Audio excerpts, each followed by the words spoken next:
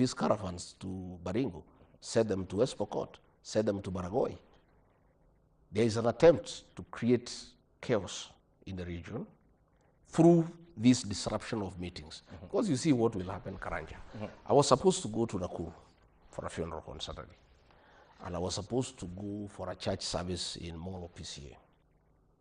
When my supporters in Nakuru learned of what happened, they started organizing themselves to protect me and to deal with whoever may want to come and attack me and create chaos. And I had to stop because I cannot allow that situation, because that is what the planners of this violence wanted. The people of the Mount Kenya to start fighting each other.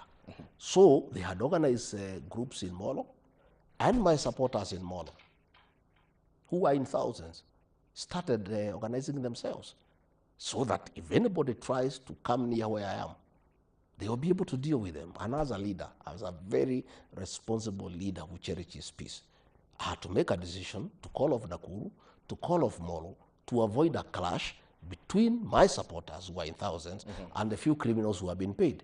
So I can see from where I sit, some people have sat down and said, this mountain, because it's becoming problematic, let us set up these characters against each other. Let us get this criminal gang that is feared in the area, unleash it, give it state protection, let it cause mayhem, let the people protect themselves and protect others, and then the mountain is chaotic, and then they can enjoy. I want to appeal to our people, wherever they are. Even leaders have told them, because this criminal gang, after the Limuru attack, they have started reaching out to leaders. Please, we can offer you protection. That is what they wanted. So that we have a situation where, for you to go to a meeting now, the state has absconded responsibility of his role to protect citizens, and now you are leaving leaders to look for criminal gangs to protect themselves. Like if I want to go somewhere now myself, I say, because what happened to Limuru can happen, let me also look for other gangsters to protect me. And then you set people against each other. That is a situation that should never happen, and I want to caution the government to be very careful. When those criminals were brought in the 90s, they developed into something that was very problematic. Rooting them out was a very painful and costly affair. Whoever has sat down and decided that you want to engage these criminal gangs to manage politics in the region, you are courting disaster, and you are starting something that you cannot stop.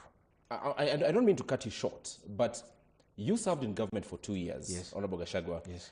And this, as you're saying, is something that the state has done. Is it something that the state has started doing? No, that or thing is it something happened. that happened That even thing, under your tenure? Under our tenure, it has never happened. We are very clear that we cannot allow criminal gangs to take over this country. You cannot allow criminal gangs to go to disrupt meetings and attack leaders and do nothing about it, because you are creating a situation of lawlessness. But it was These under your gangs, tenure. these gangs were there. They were introduced in the 90s during the clamor for multipartyism to deal with those who are clamoring for a multi-party state. And they developed into a very big problem going forward. And dealing with it was a very costly affair. From what I can see, and what I saw in Limuru, and what had been organized in Nakuru and in Molo, some people in government have sat down and decided that they want to use criminal gangs to manage politics. Right. Disrupt meetings, scare leaders, like now they really destroyed vehicles belonging to members of parliament so that leaders are scared of going to meetings. Again, is a way of stifling dissent, because I think leaders who move around with me are very vocal about things that are not right in this country. And I think this is a way of trying to scare leaders. But I can tell you, that is not a situation that can go for long, because members of public will not allow it. And members of public will organize themselves And they all say no. In fact, the people of Limuru are saying, had we known Yes. that this gang was coming, because they were all outsiders, none came from that area. The people of Limuru are crying that they did not have information. They say they would have dealt with those characters. We need to take this So we conversation want the forward. state to take over security, secure all meetings, stop using criminal gangs, and arrest those characters, because from the social media, from the videos, these characters are clearly defined and they are known, and people are even putting names to them because they know them. None has been arrested. Instead, they want to harass the senator for Kiambu, Karungo Thangwa. Karungo Thangwa was a victim. I came with him. We came in the same convoy. He was attacked. His vehicle was attacked. And after the incident, he went to DCI headquarters to report this incident. They refused to listen to him. At 10 p.m. at night, they wrote him a letter summoning him to go to Nyeri. The crime happened in Limuru, in Kiambu. They are asking him to go to Nyeri. Yet, the local member of parliament, Mr. Kirago, recorded a statement at DCI headquarters. Why are you calling the senator of Kiambu to go all the way to Nyeri, yet the crime happened in Limuru, in Fair Kiambu? enough. Fair enough. You made your point, Your Excellency, and we need to take this conversation forward. But perhaps the last question about this political intolerance. This culture did not just start. Last year, when you were sitting squarely in office and when the Azimio la Umoja One Kenya coalition was running protests in the country, and instances in which you led the country because the president was out of the country at this particular time, we saw gangs, we saw people carrying sticks in the streets of Nairobi intending to deal with protesters who are democratically protesting. So is it that it sounds too harsh now that the heat is on you? Let me correct you. That did not happen during the first protest of Azimio. That happened. The one for people carrying sticks happened during the Gen Z protests. Even during the Azimio protests, we had people in the name of business, people protecting their places. Let me say, during the Azimio protests, because at one time or another the president was out of the country, and I was quite clear in my mind with our security apparatus that we must protect the CBD. Yeah, but the protests outside the CBD took on because the right to protest is enshrined in the Constitution.